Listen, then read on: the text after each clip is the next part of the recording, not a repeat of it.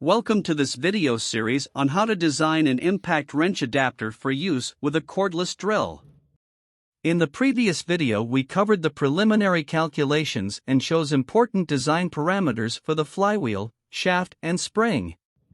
In this video we start with modeling the parts in Siemens NX, select the bearings and combine these into an assembly. From the 3D parts we will also be making 2D production drawings which we need for manufacturing. I will briefly cover each component, but I will not go into detail on how to model these with exception of the V-grooves. The playback speed of the modeling is 8 times the actual speed to limit the video time.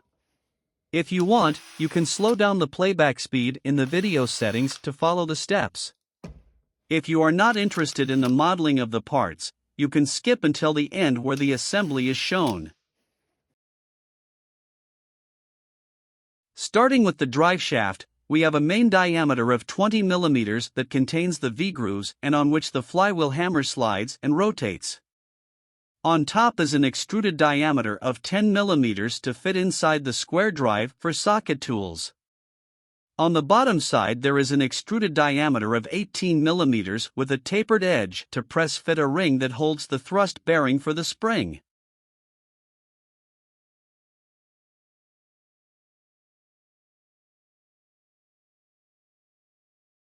Next to this is a raised edge for the bearing seat. This raised edge is an extruded diameter of 14 mm.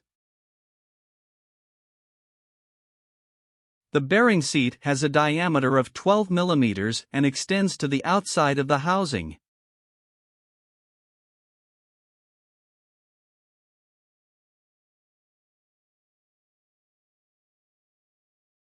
At the end of the shaft is a hexagon extrude with a perpendicular face-to-face distance of 10 mm that fits inside the drill chuck to prevent slipping of the shaft. The challenge is modeling the V-grooves in the shaft. To do this we first draw a helix. We need to fill in the parameters to achieve the calculated groove angle. The helix diameter is equal to the diameter of the shaft, which is 20 mm. To determine the pitch, we have to do some simple math. The tangent of the lead angle is calculated by the pitch divided by pi times the lead diameter. Rewriting this equation gives the required pitch as the tangent of the lead angle multiplied with the lead diameter times pi. For a lead or groove angle alpha of 68 degrees, this results in a pitch of 155.5 mm. The length of the helix must be able to accommodate the hammer retraction, so for the end limit we fill in 10 mm and the start limit remains 0.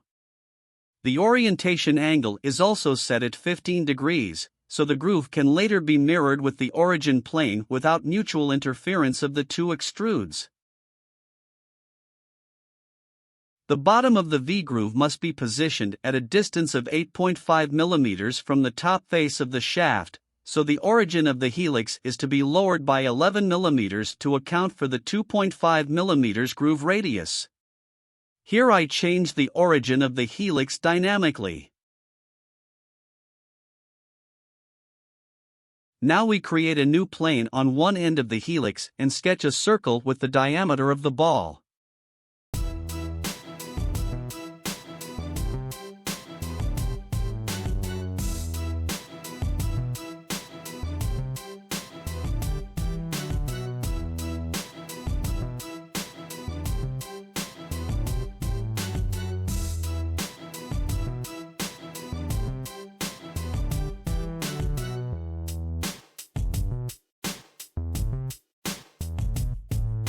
To subtract this circle along the helix, we must use the sweep along guide feature. The section is the circle and the guide is the helix. We also select Boolean subtract. Now we have a sloped curve with flat ends, but we want the ends to also be in the shape of the ball. We do so by sketching a half circle on a plane at the end of the helix.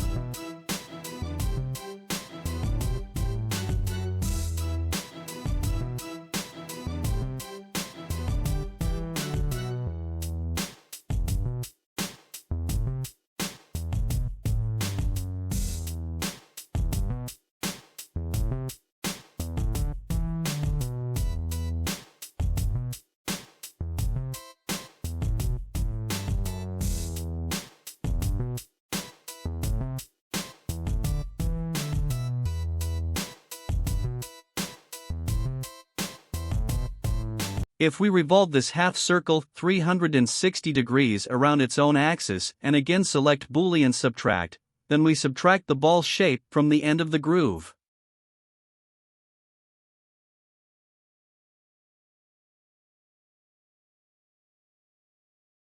We repeat these steps for the other end of the helix.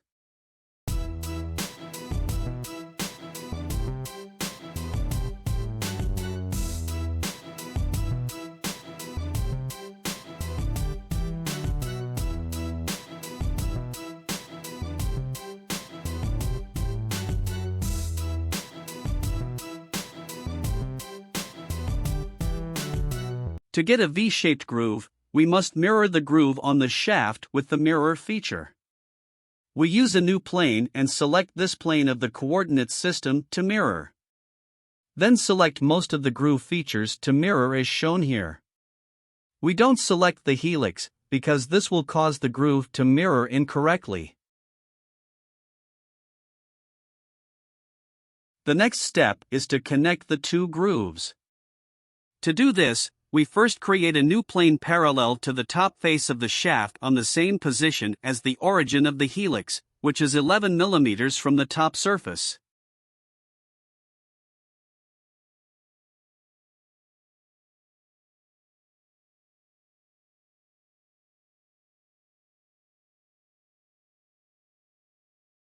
On this plane we sketch an arc from the end of the original helix to the end of the mirrored helix.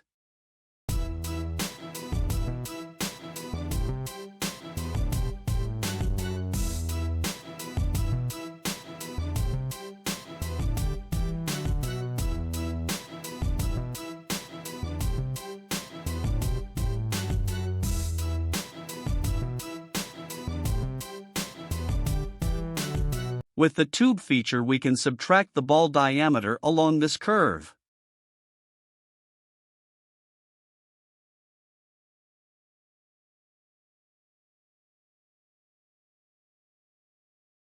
The last step is to mirror the V-groove to the opposite side of the shaft. We select all the features of the V-groove and click again on the Mirror Feature button.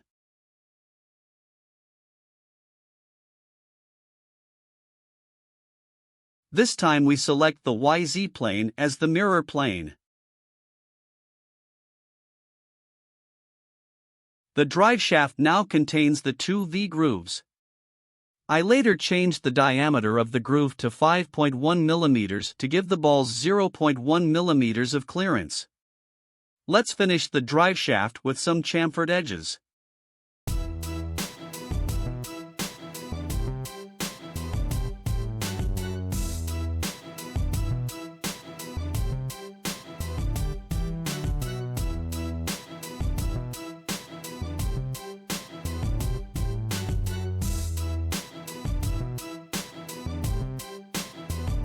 Now that the 3D model of the drive shaft is finished, we can make the 2D drawing for production.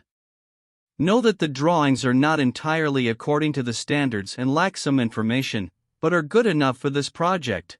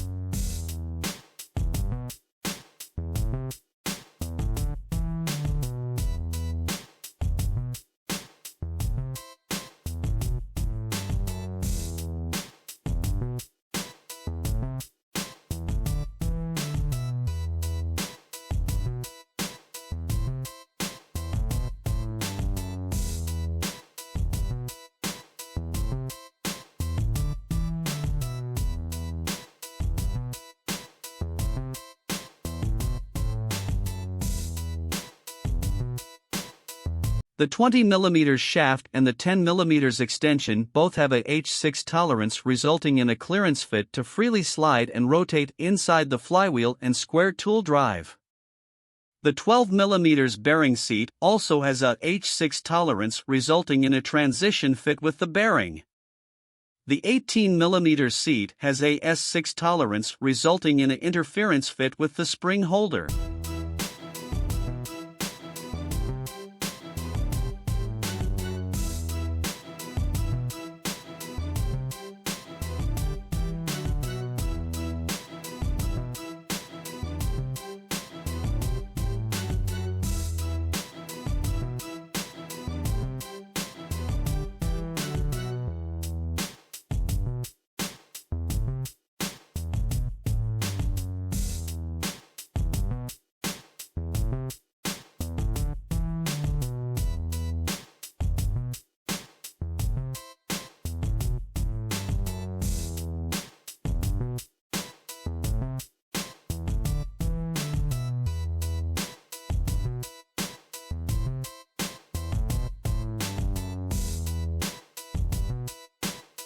The finished production drawing of the drive shaft looks like this.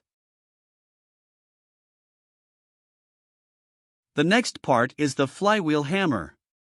This is essentially a 60mm cylinder with a 20mm hole for the drive shaft. On the bottom is a 7mm deep blind hole with a diameter of 32mm to fit the spring. There are two hammers positioned on the outer diameter of the flywheel. The lines of the contact surfaces are drawn tangent to the 20mm holes, because the part of the anvil where the hammer strikes also has a width of 20mm. This way the contact surfaces between the hammer and anvil are aligned.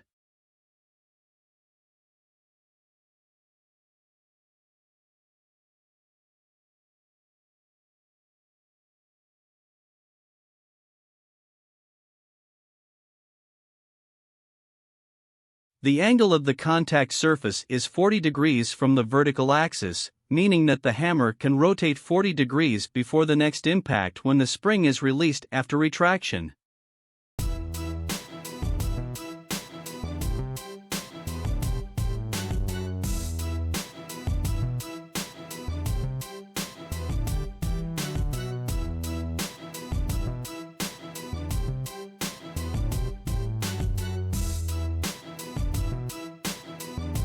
As determined before, the hammer height is 8mm.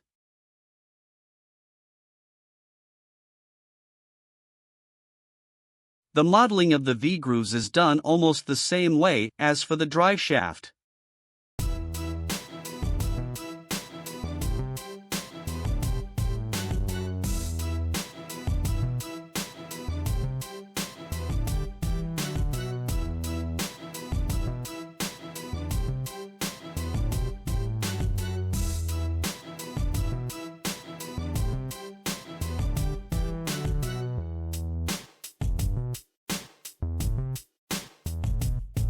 One of the differences is that the top of the V-groove extends out of the flywheel, so the balls can be inserted during assembly.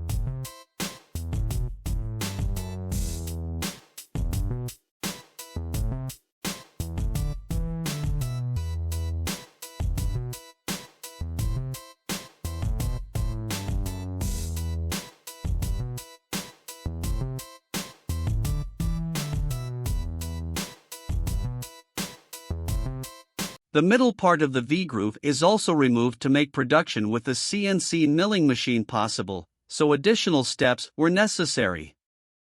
I achieved this by first projecting the bottom groove on the top plane and then extruding this projection until the next face, which is at the bottom of the groove.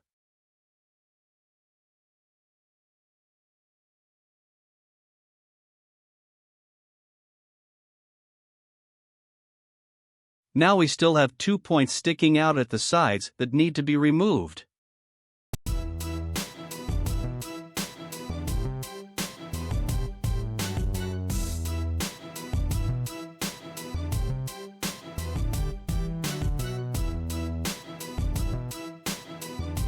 I did this by sketching a trapezoid on the front plane and extruding it to a virtual extension of the middle face of the groove.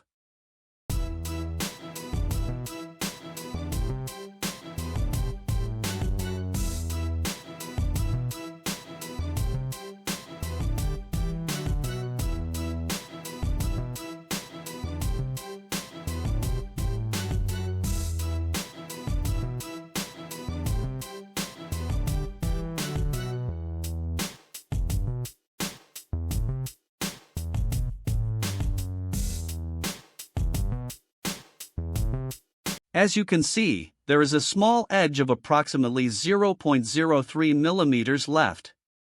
We only add an edge blend to ensure a smooth transition, because the grooves already have a clearance of 0.1 millimeters for the balls. This will not be a problem.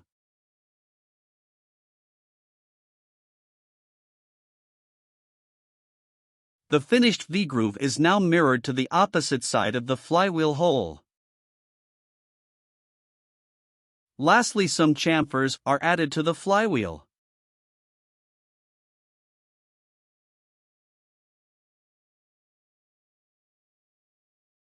Now that the 3D model for the flywheel hammer is finished, we can make the 2D drawing for production.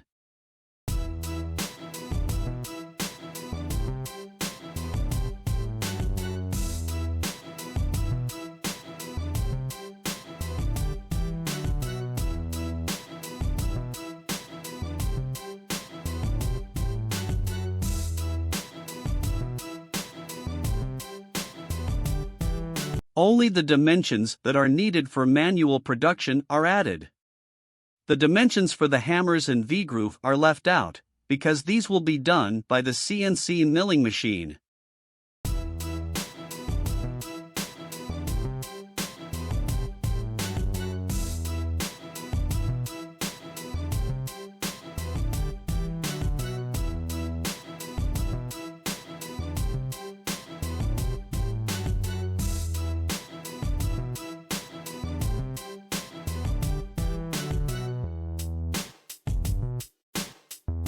The 20mm hole has a G7 tolerance, resulting in a clearance fit with the driveshaft to freely slide and rotate.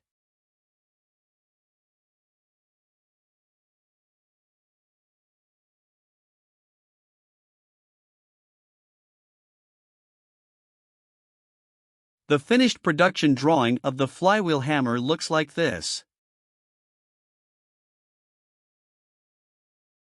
Next is the anvil shown here. The hub has an outer diameter of 38 mm, and in the center is a square bore coupling to transfer the torque from the anvil to the shaft of the square drive for the socket tools. The square is 17 by 17 mm, and the diameter of the circle for the corners is 20 mm. The contact surfaces extend to the outer diameter of 60 mm of the flywheel and are 20 mm wide where the hammers strike.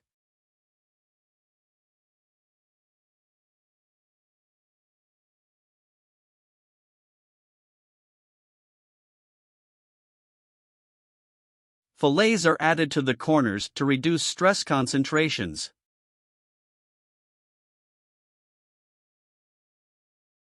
The thickness of the anvil is 10 mm. The contours of the anvil are cut out from a metal sheet with a water jet cutting machine, so instead of a production drawing we need a DXF file of the contours. This is the result.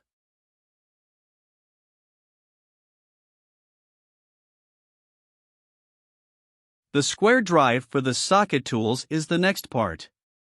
The bearing seat of the square drive has a diameter of 17 mm.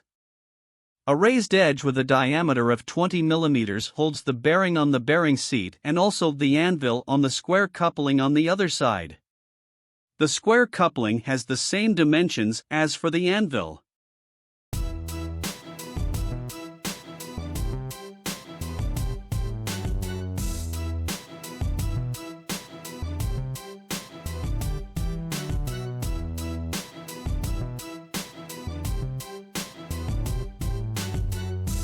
In the center of the square coupling there is a 10 mm deep blind hole with a diameter of 10 mm to fit the end of the drive shaft. The corners of the square coupling are chamfered for mounting of the anvil. A 15 mm long extrude with a diameter of 16 mm goes through the output flange of the housing. The dimensions for the square drives for socket tools are listed in this standard, which we can use for the CAD model. The nominal size we use for the impact wrench is 1/2 inch. The dimensions are listed in inches, so these must be converted to millimeters. The diagonal of the square drive is equal to the diameter of the 16 mm circle. The square is 1/2 inch, which is equal to 12.7 millimeters.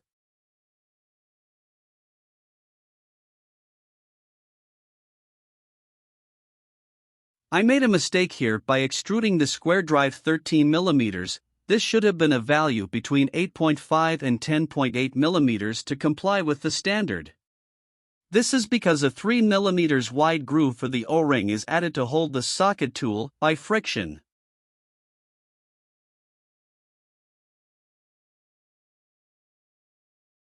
Chamfers are added onto the square drive, as well as a radius to the edges.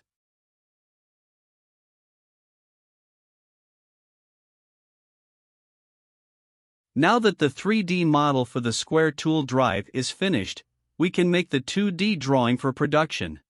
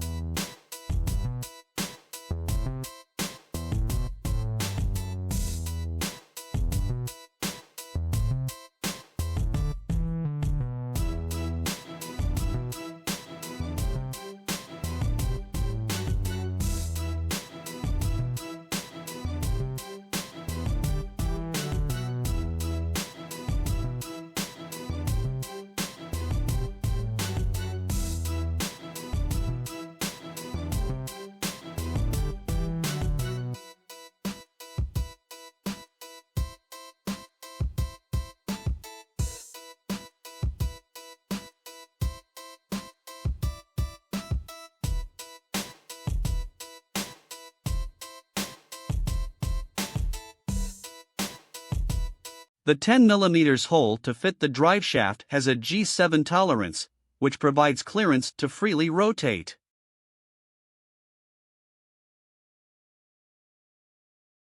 The 17 mm bearing seat has a H6 tolerance, resulting in a transition fit with the bearing.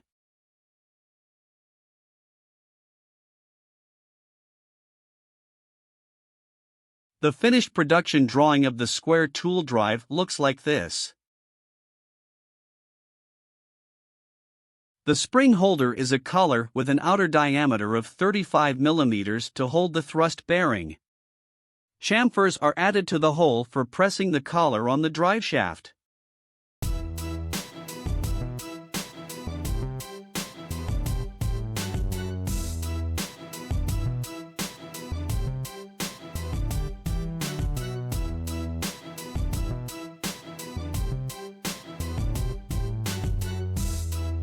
The hole has a J7 tolerance to ensure a tight interference fit with the drive shaft.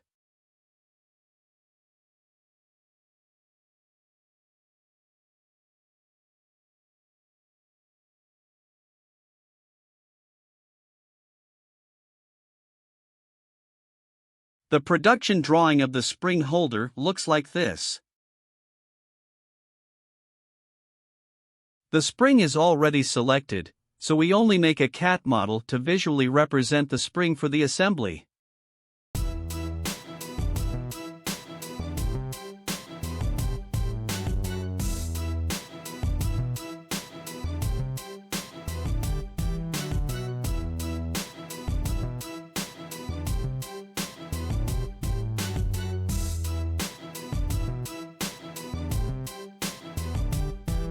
The preload length of the spring is 38 mm.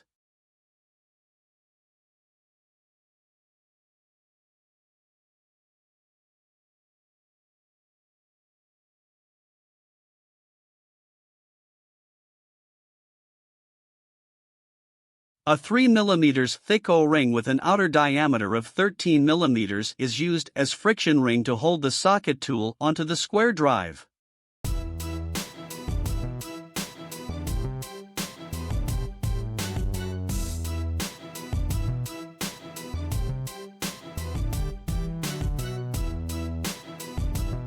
The 5 mm balls in the V-grooves transfer motion of the driveshaft into motion of the flywheel.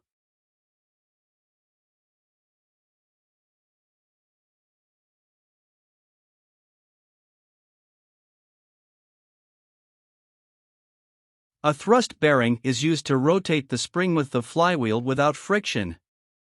The bearing is selected by its dimensions, but also check the load ratings. This bearing is suitable, so we can download the CAD model for the assembly.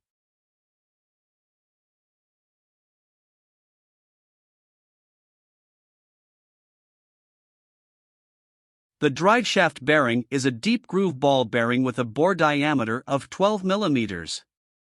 For this application, we select the most common bearing with rubber seals to protect against dust and steel particles.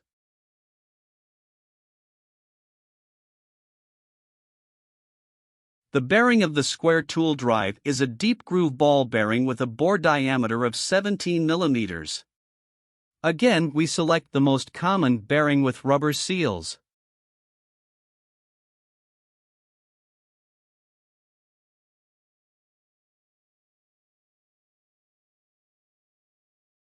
The output flange of the housing holds the bearing for the square tool drive. The outer diameter of the housing is 74 mm. The flange will be mounted with 4 M5 bolts. The center of these 5.5 mm bolt holes are placed on the outer diameter, so with a wall thickness of 5 mm there is still room for the 60 mm flywheel inside the housing. The hole in the center of the flange is 20 mm for the square tool drive to go through.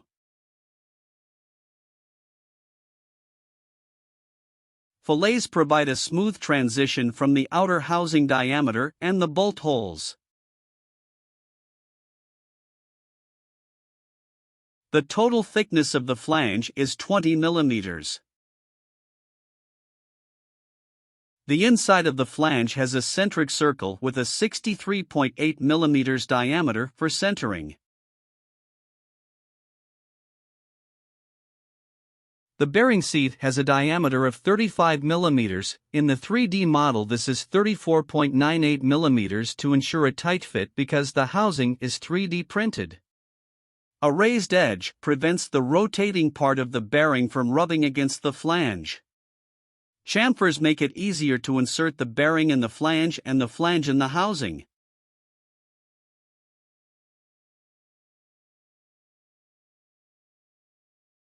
The input flange of the housing holds the bearing for the driveshaft. The model is similar to the output flange with exception of the hole diameter for the driveshaft and the dimensions of the bearing seat.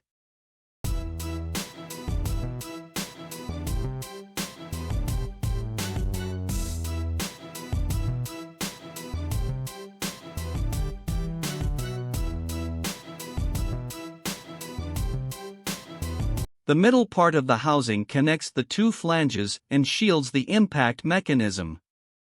The outer contour is the same as for the flanges and the inner diameter is 64 mm, resulting in 2 mm clearance between the flywheel and housing. The last step is to combine all parts into an assembly of the complete impact wrench adapter.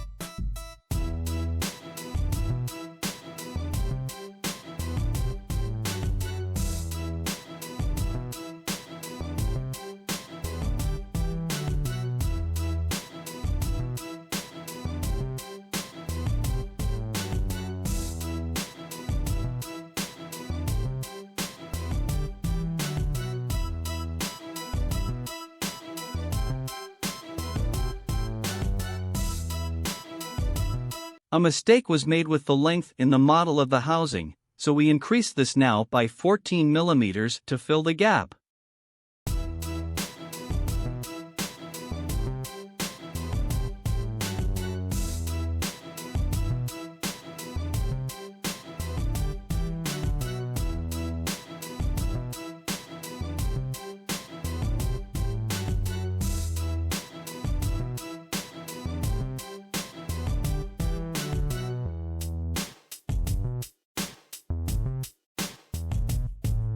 This is what the assembled impact wrench adapter looks like.